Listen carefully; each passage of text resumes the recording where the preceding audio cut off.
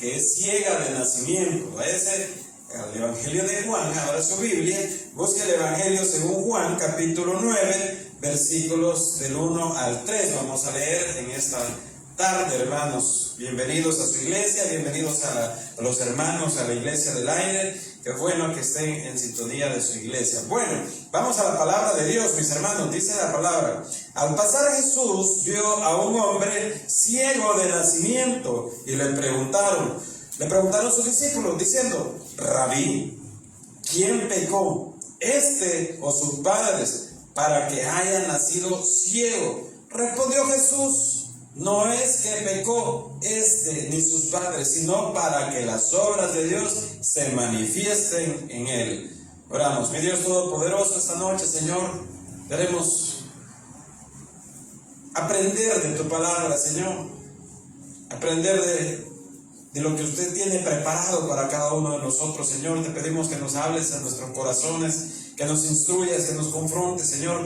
Agradecemos, Señor, tu bondad y tu misericordia. Nos ponemos en tus manos en el nombre de Jesús. Amén y amén. Puede tomar su lugar, hermanos. Bueno, miren, aquí, hermanos, pues el Señor Jesús nos está hablando acerca de un milagro maravilloso, hermanos. Maravilloso el milagro que el Señor Jesús... Bueno, si nos ponemos a ver cada milagro que el Señor Jesús hace y podemos darnos cuenta a través de la palabra, podemos entender y admirarnos o sorprendernos. A veces, hermanos, lo leemos o escuchamos así la historia bíblica y decimos qué bonito, ¿verdad? Pero, hermano, mire, si nosotros nos ponemos a pensar, a analizar, que una persona, dice la Biblia ahí, mire, al pasar Jesús vino un hombre ciego, oiga ahí, ciego de nacimiento, ciego de nacimiento. Una persona que jamás en su vida había visto la luz, hermano. No conocía a su padre, no conocía a su mamá, nunca los había visto. Es alguien que jamás había visto nada, pero nada, hermanos, en su vida. Para mí, hermanos, eso debe de ser... como ellos cuando nacen y van creciendo se van acostumbrando. Hoy en día, pues, a través de la educación y todo eso, encuentran un entrenamiento, una educación para ciegos. Ellos saben guiarse, hay unos bastones, hermanos, que les ayudan a ellos a caminar y todo eso. Pero desarrollan también sus sentidos auditivos, los desarrollan más que las personas normales. Entonces, pero en el caso de este joven, hermanos, que estaba ahí, de repente ahí estaba, iba el Señor Jesús con sus discípulos, iba caminando y estaba ahí una persona ciega de nacimiento. Imagínense la niñez de alguien, de un niño, hermano, valga la redundancia, que no puede ver, que no puede percibir, no sabe de lo que es los colores, no sabe de lo que es lo hermoso de la creación de Dios. Se pierde todo eso de la creación de Dios, hermano. Mire, yo no sé si alguna vez usted ha tenido la oportunidad de ver un amanecer y usted ve que el sol empieza a salir, tal vez de algún lugar, tal vez de la calle, tal vez de algún lugar donde está, y se ve que va saliendo el sol, hermanos, y se ve, pero tan hermoso aquello, y apreciar esa creación de Dios, uno se queda sorprendido y da gracias a Dios. Fíjense que los días domingos, regularmente, a mí me gusta venirme bien temprano. Y venía temprano para la iglesia, un domingo, hace algunos días ya. Entonces venía temprano, hermanos, y cuando, gracias a Dios, bueno, el día domingo está bien sola la calle, está solo, ¿verdad? Y venía en la calle, tranquilo. Y lo que subía así un poco, se lograba ver el amanecer. Y las nubes los rayos del sol le daba como un reflejo en las nubes, se veía un poco así como dorado, hermano, se veía algo hermoso. Todavía yo me hice a un lado, ahí puse la intermitente como estaba solo, y saqué el teléfono y tomé una foto y puse ahí las maravillas, la grandeza, la hermosura de la creación de Dios. Usted sale por la noche, si usted va al campo, y sale por la noche y ve y está el cielo estrellado, y usted ve eso tan hermoso, hermano, la creación de Dios. Si usted va a un lugar en la montaña y le gusta la montaña y ve que no está deforestado, porque la mayoría de lugares están deforestados, pero está aquello bien hermoso, verde y todo, usted logra apreciar, logra ver la creación de Dios, logra ver lo que Dios hace, porque nuestro Dios es un Dios creador, hermano. Usted va a la playa, si le gusta la playa, y cuando va bajando y logra ver el mar, aquella inmensidad, y usted ve, hermano, a mí me gusta apreciar y decir qué hermoso lo que ha hecho usted, Señor, qué hermoso tu creación. Usted ve, hermanos, los animales. ¿Ha visto los animales, hermano? Que hay infinidad de animales de diferentes colores, de tamaño y todo. En una época, cuando vivía con mis padres, ellos tenían peces. Y había un montón de pececitos, hermano, de colores, pero algo tan bonito. Pero bonito, hermano, que uno dice qué belleza. Usted ve, ¿cuántos han visto los pavos reales? ¿Ya han visto los pavos reales cuando expanden su pluma, verdad? Qué hermoso, hermano. Y usted eso lo aprecia.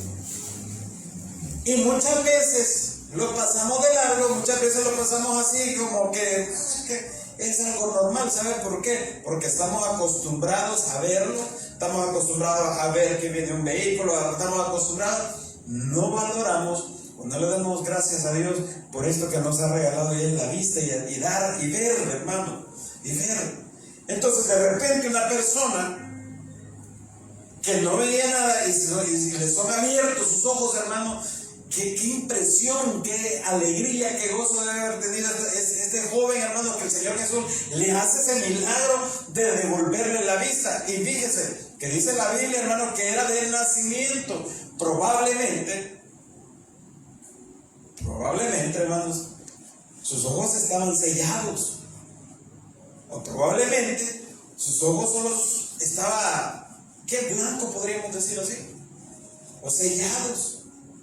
Yo recuerdo que conocí una pareja, hermano, de no videntes, y fíjese que los ojitos de ellos eran como así como selladitos. Pero ellos caminaban y se guiaban el uno al otro con bastones y de esta forma. Pero el punto, hermanos, a lo que yo lo quiero llevar es que el Señor Jesús iba con sus discípulos. Y dice la Biblia, hermanos, y usted lo va a encontrar ahí en todo el capítulo 9, que cuando iban vio un ciego de nacimiento, y entonces los discípulos lo primero que hacen es preguntarle al Señor Jesús, y le preguntan: a ver, Señor Jesús, ¿quién pecó? ¿Pecó o pecaron sus padres para que él sea ciego?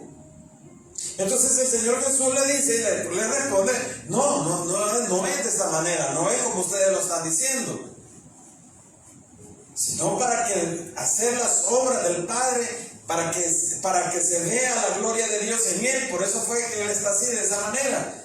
Entonces viene el Señor Jesús, y hermano, mire, escupe en la tierra, hace lodo, y le pone ese lodo con la escupida en los ojitos. Se los pone.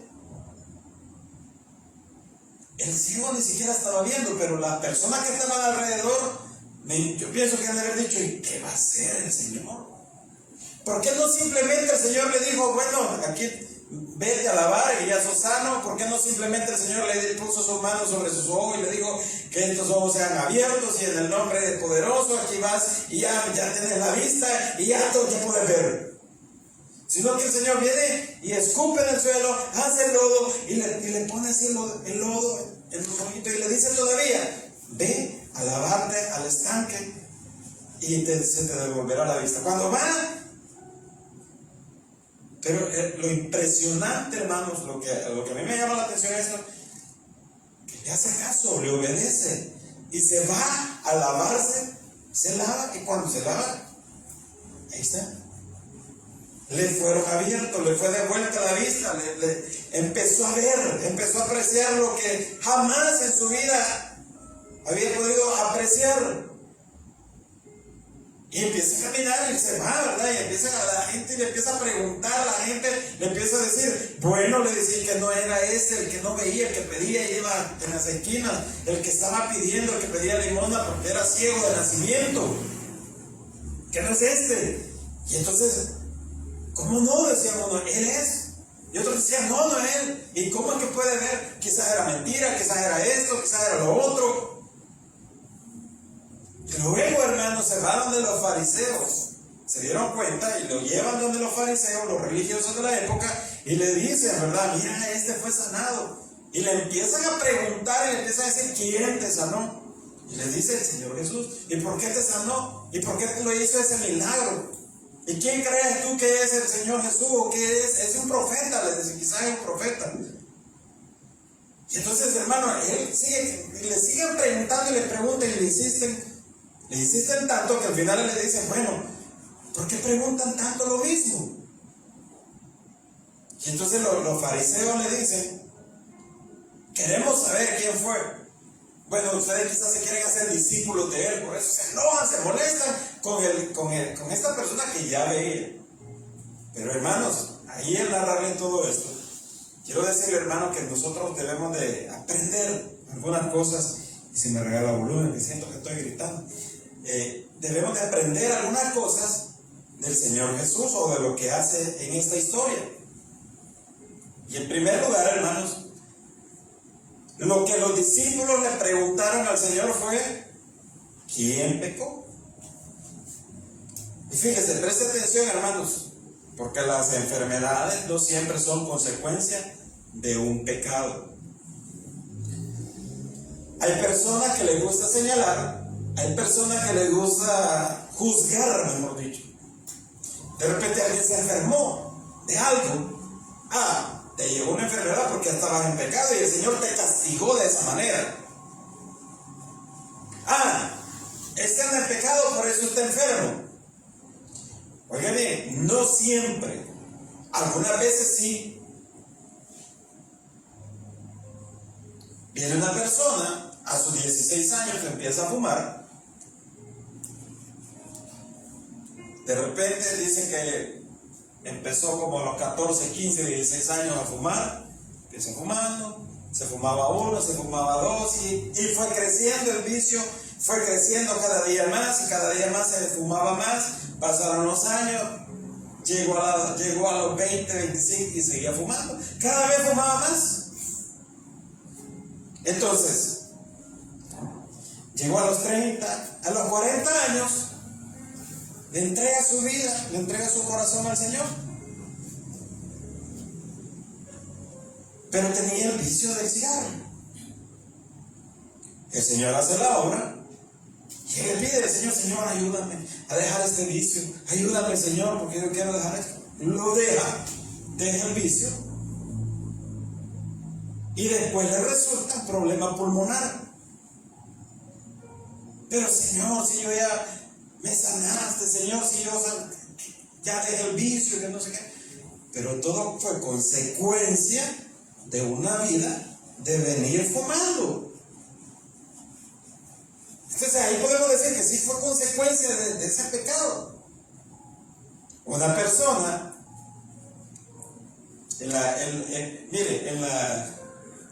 en los años 80, aproximadamente, no era popular o empezaba a descubrirse lo que es el SIDA o el VIH-SIDA. Entonces, había un libertinaje, esto no quiere decir que hoy ya no lo hay, pero sí había un libertinaje sexual, y entonces venían y la gente tenía relaciones y esto y lo otro, hasta que de repente alguien aparecía y decía, bueno, usted es positivo.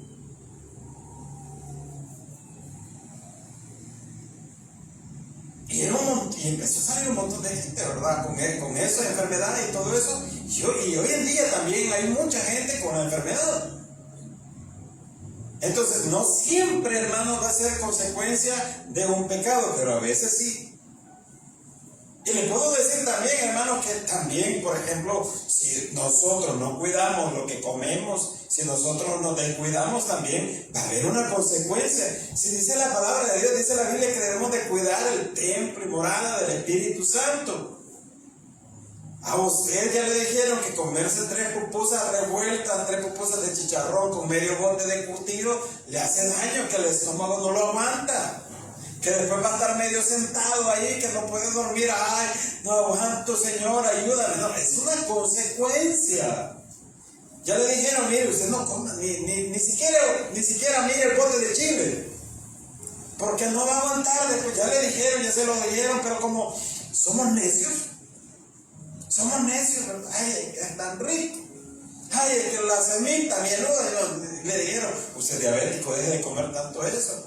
O nos dijeron, mira, si seguís comiendo pan dulce, te vas a ir inflando y te vas a ir inflando. No, déjalo, pero como, ay, es que está bueno, ¿no? Todo es consecuencia. Todo, entonces, no siempre, hermanos. Y fíjense que los discípulos le decían esto al Señor Jesús y le cuestionaban eso, porque estaba escrito pues que podía haber una consecuencia del pecado de los padres. Miren, ve conmigo a Éxodo 25. Entonces, por eso, no siempre, hermanos. En este caso, este joven no era por el pecado de sus padres ni por el pecado de él. Dice, no te inclinarás a ellas ni las honrarás, porque yo soy Jehová tu Dios, fuerte, celoso, que visito la maldad de los padres sobre los hijos hasta la 3ª y 4ª generación de los que me aborrecen. Ahora vámonos a Números 14:18. Números 14:18. Por eso los discípulos conocían de esto y por eso le preguntaban, ¿quién pecó, Señor? Jehová, tardo para la ira y grande en misericordia, que perdona la iniquidad y la rebelión, aunque de ningún modo tendrá por inocente al culpable, que visita la maldad de los padres sobre los hijos hasta los 3eros y hasta los 4. Entonces hay había una creencia que el pecado del papá lo heredaban y que por eso ellos tenían la culpabilidad. Entonces, hermanos, por eso ellos le preguntan y el Señor Jesús les dice, ahí en el versículo 4, en el versículo 3, respondió Jesús, no es que pecó ni sus padres, sino para que las obras de Dios se manifiesten en él. Entonces ahí nos aclara, hermanos, el Señor Jesús. Por otro lado, hermanos, déjenme aclararle que existe algo así como que le llaman las maldiciones generacionales, que dicen, ¿verdad? Que tu papá fue esto, vos vas a hacer lo mismo y vos vas a hacer lo mismo. Hermanos, miren, cuando venimos a Cristo, nuevas criaturas somos. Cuando venimos a Cristo, ahí toda maldición, todo ahí quedó con Cristo Jesús. Ahora bien, sí hay como un círculo. En este momento no recuerdo bien la palabra, pero por ejemplo, un joven, un niño que se crió en un hogar el papá es alcohólico, hay altas probabilidades que este niño se haga alcohólico. Pero si él viene a los pies de Cristo y se mete con el Señor y el Señor, pues él se mantiene en los caminos de Dios, si le entrega su vida como se debe de ser al Señor, entonces eso ya no aplica. O aquello de que, no, si que como tu papá era mañoso, vos también sos mañoso. Hermanos, ahí somos nuevas criaturas en Cristo Jesús. Ya somos nuevas criaturas. Ahora bien, sí puede pasar todo esto si el Hijo no le ha entregado su vida al Señor. Ahí sí. Si el Hijo se aleja de los caminos de Dios, si el Hijo no quiere nada con Dios, entonces ahí se aplica. El papá fue bolo, él tiene alta probabilidad de que sea bolo, por decirle así, por decirle algo. Porque imita lo que sucede. Pero incluso, hermanos, yo conozco personas de que los papás fueron alcohólicos y ellos llegaron a aborrecer tanto eso que dicen, no, yo no quiero ser como mi papá, y renuncian a esas cosas. Entonces, si nosotros como hijos de Dios, hermanos, somos nuevas criaturas en Cristo Jesús. Entonces, si alguien viene y le dice a usted, mire, usted, hermano, usted está enfermo quizás porque usted anda en pecado. ¿Ha escuchado esa frase? enfermos. Ah, quizás en el pecado, hermano. Hermanos, entonces, ¿cómo nos explicamos los niños recién nacidos que están enfermos? ¿Qué culpa tienen ellos? Ninguna. Nada, no hay culpa, no hay error. Hay inocencia, hay pureza en los niños. ¿Y qué me dice de los niños que están en el hospital Blum con cáncer? ¿A dónde está el pecado de ellos? No hay pecado de ellos. Hay inocencia en ellos. Hermano, mire, si los niños crecen ahí con la enfermedad, se van creciendo y se conocen todos ellos y tienen amigos, hasta novios tienen ahí. Es cierto, hermano. Y no lo digo así con ánimo de molestarlo, o de como no, porque si es que ellos tienen que tener una vida, tienen deseos, tienen algo normal. Fíjese que yo conocí a una niña ya de 18 años con problemas renales. Entonces cuando ya tienen problemas renales, ya ellos todavía les dan tratamiento en el hospital Blum. Entonces la cosa es que hablaba bastante porque en varias oportunidades hablé con ella. Entonces me dice, mire, lo invito a mis 15 años. Ah, perdón, no tenía 18 años, que iba a cumplir 15 años. Lo invito a mis 15 años, me dice. Ah, qué bueno, sí, ahí voy a llegar. ¿Y a dónde va a ser? Allá en el piso tal. No en la casa, en el piso del hospital. Pero mire, me dice, tengo un gran problema. ¿Cuál es el problema? Es que mi Chamberlain es mi novio. ¿Y qué pasa? Es que mi papá no lo quiere. ¿Y cómo vas a hacer? Yo no sé cómo voy a hacer, me dijo, pero yo quiero que él esté conmigo ahí, me dice. ¿Y de dónde es tu novio? Le digo, no, de aquí mismo, en el hospital, a otro paciente. Entonces, hermano, mire, ¿dónde está el pecado de los niños?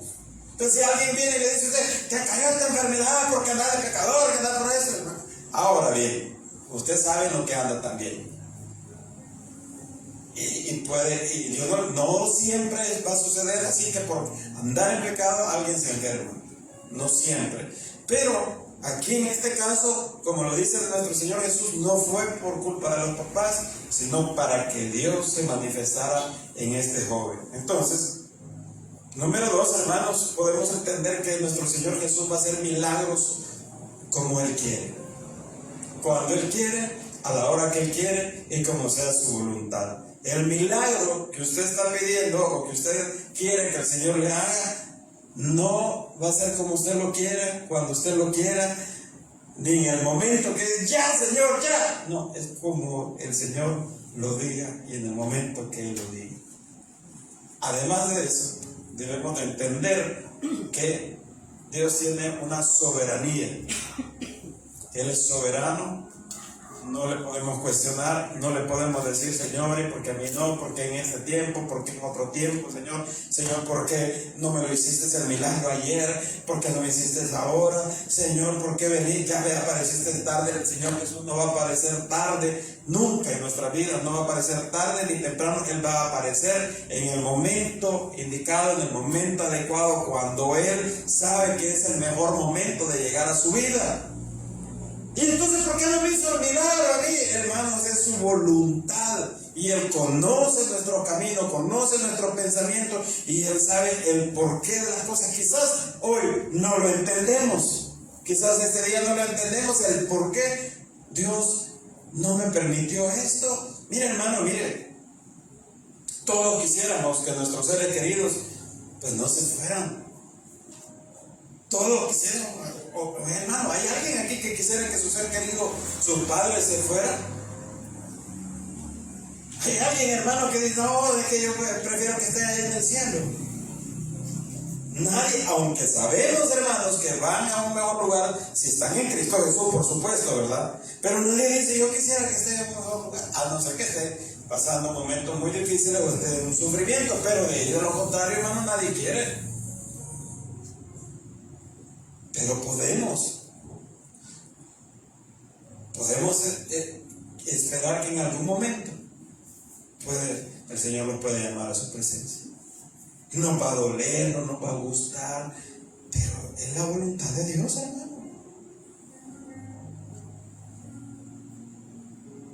Imagínense la hermana que acaba de cumplir, ¿cuántos? 96 años acaba de cumplir. 96 años. Es la voluntad de Dios que todavía esté con su familia. Es la voluntad del Señor. Alguien se puede ir de este lugar o el Señor puede llamar muy joven, y es la voluntad del Señor, hermano. Él es soberano. ¿Por qué escupió? Mire, los teólogos empiezan y dicen, bueno, mire, lo que pasa es que escupió el Señor porque ahí hizo la mezcla de la tierra, del barro, y como el ser humano fue creado del polvo de la tierra, y entonces ahí tenían los mismos nutrientes y que no sé qué. O sea, son estudios que le hacen sobre el milagro, hermano, y que por el lodo, que no sé qué. Pero hermano, mire, en verdad es porque Dios o porque el Señor Jesús hace su voluntad. Por eso en las oraciones, hermano, mire, por eso en las oraciones debemos de decirle, Señor, haz tu voluntad. Haz tu voluntad, hermano. Mire, tuvimos una serie de mensajes basados en el Padre Nuestro, donde aprendimos de la palabra de Dios que antes de pedir por nuestras necesidades, orábamos y le decíamos al Señor, haga su voluntad. Haga, Señor, su voluntad.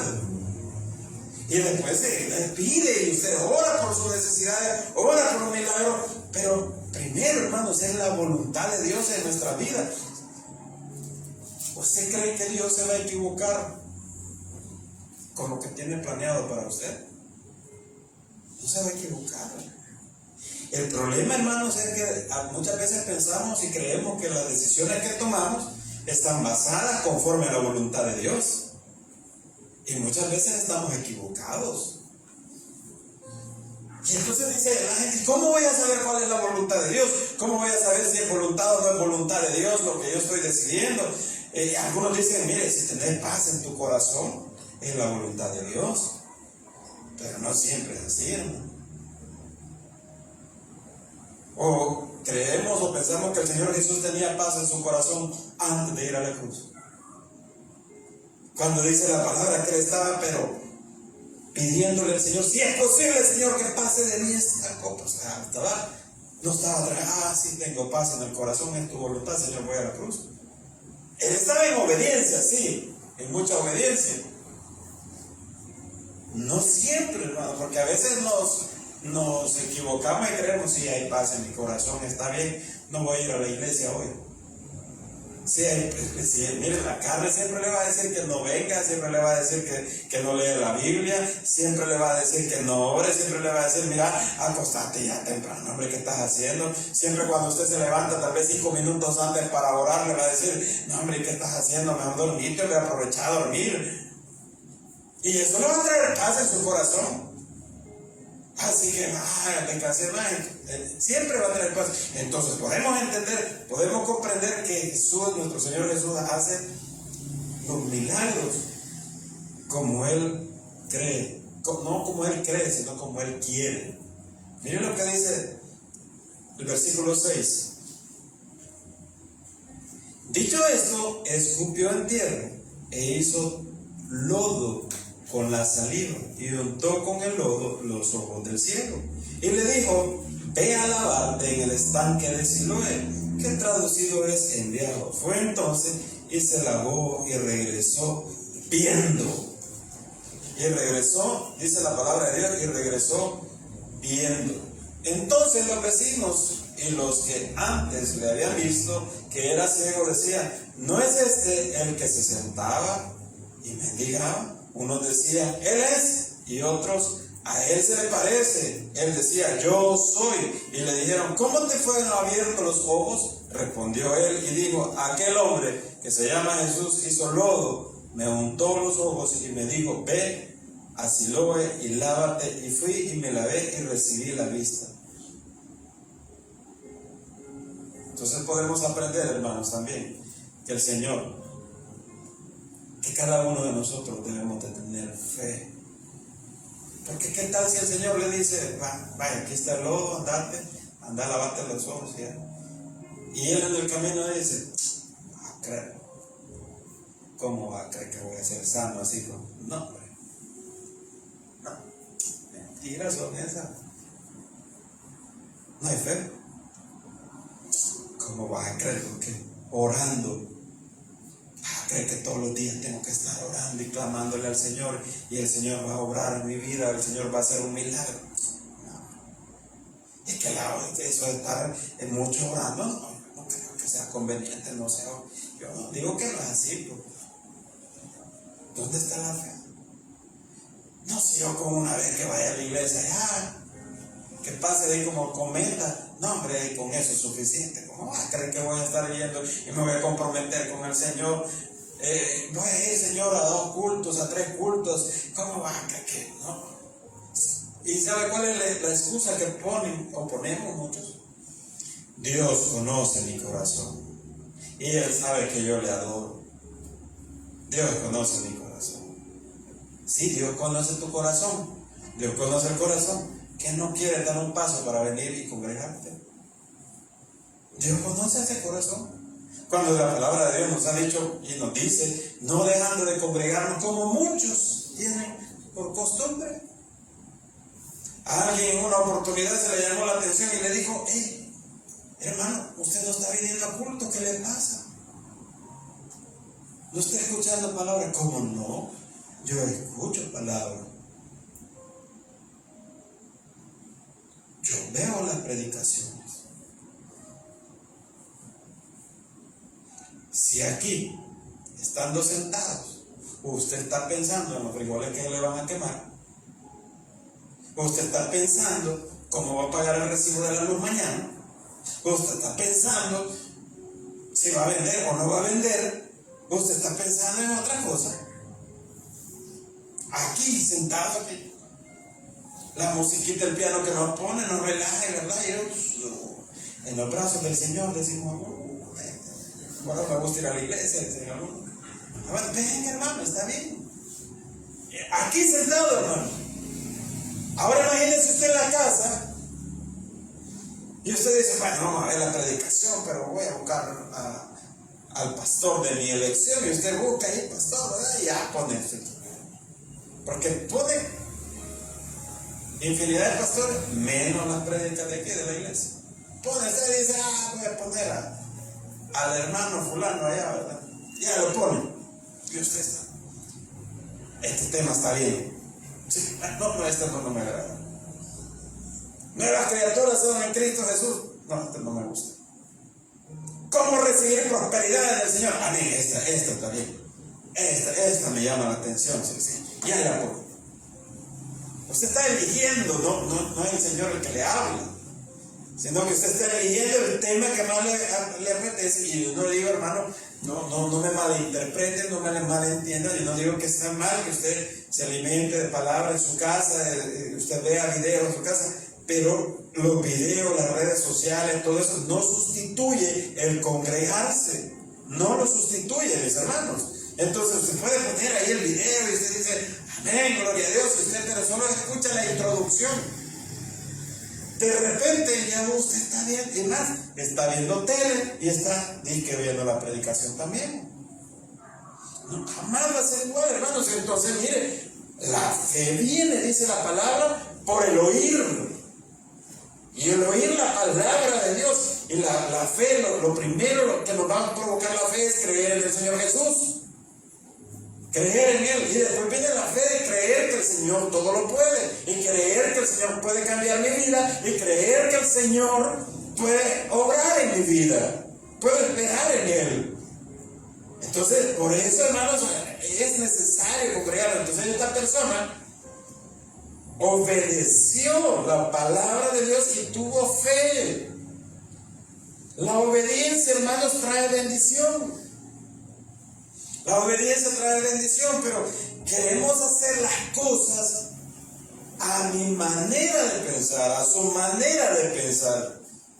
Y no es como Dios dice que debemos de hacer las cosas. Y también, hermano, por otro lado, el ser creyente, el ser cristiano, no solo es venir y sentarse a escuchar palabras. Porque muchos podemos estar sentados aquí todos los cultos, todos los días, pero no. En la casa no oramos, en la casa no leemos la Biblia, o estamos aquí nada más por compromiso o por no estar aburridos allá.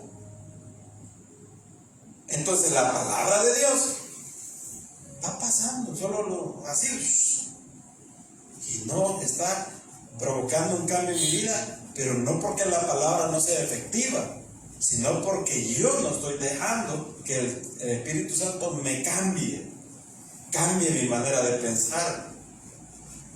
Entonces debemos de transformar nuestra manera de pensar. Entonces debemos, hermanos, confiar en el Señor, creerle, porque si no, hermanos, pero si no, ¿cómo puedo crecer en fe si no escucho su palabra?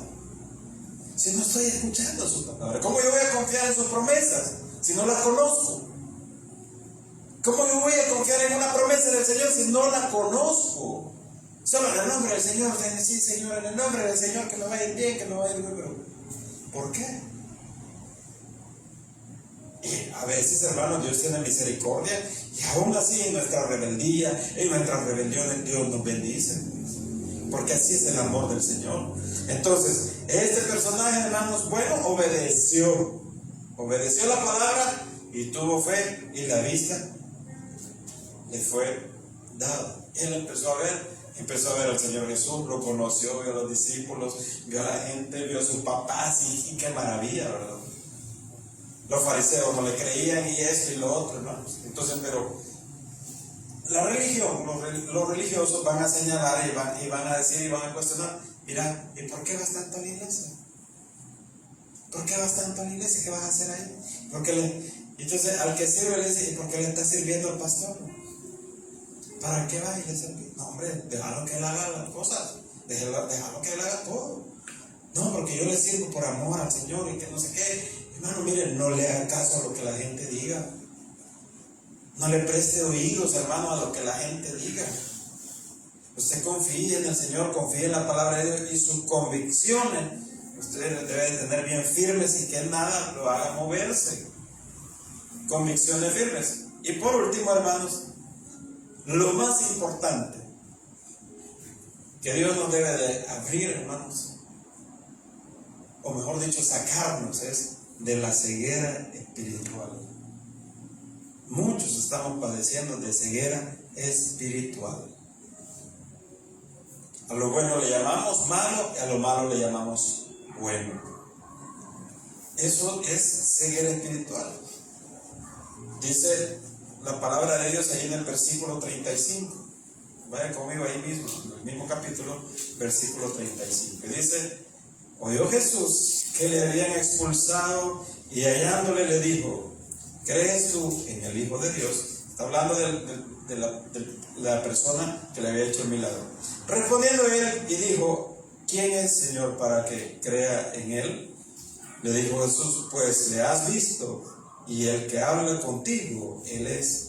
Y él le dijo: creo, Señor, y le adoró. Antes de seguir, hermanos, el Señor le hace un milagro, pero hasta ahí solo tenía el milagro, no tenía la salvación. Hasta ahí solo el milagro. Después el Señor se lo encuentra y le dice nuevamente: ¿crees? Por eso es que le dice: creo, Señor, y le adoró. Dijo Jesús: para juicio he venido yo a este mundo, para que los que no ven, vean, y los que ven sean cegados.